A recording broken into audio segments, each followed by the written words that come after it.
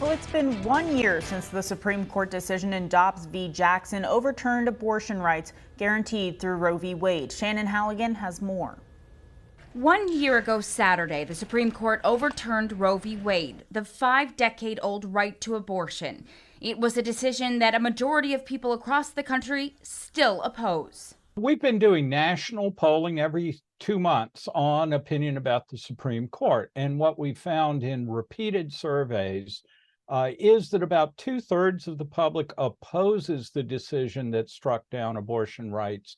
About a third favor that decision, and those numbers have been pretty steady. Since the Dobbs decision, 25 states enacted bans or restricted abortion access. On the anniversary of the decision, Republican presidential candidates celebrated and called for more restrictions.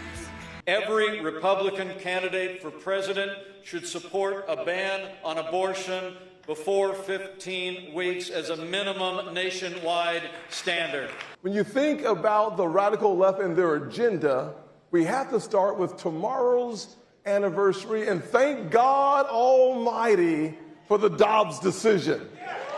President Joe Biden issued an executive order Friday that strengthened access to contraception.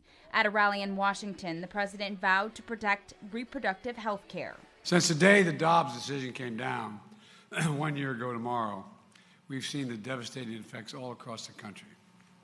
Women turned away from emergency rooms, denied life-saving care. Moms, college students, teachers, nurses, traveling hundreds of miles to get basic reproductive health care.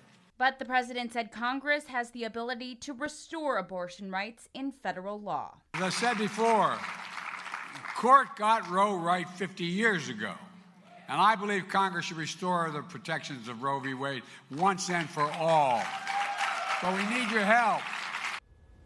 Well, that was Shannon Halligan reporting. Today, former VP Mike Pence was at the National Celebrate Life Day rally in D.C. defending the Dobbs decision, saying he'll continue to defend the sanctity of life.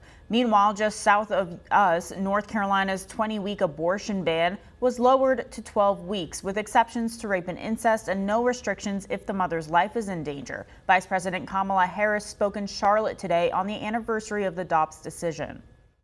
North Carolina, let's stand because we believe medical decisions should be made by a woman and her doctor, not politicians. Stand if you want to end the crisis of maternal mortality. We stand knowing what we must fight for and what's at stake. And again, I will say, when we fight, we win. Well, North Carolina's abortion law is set to change next Saturday.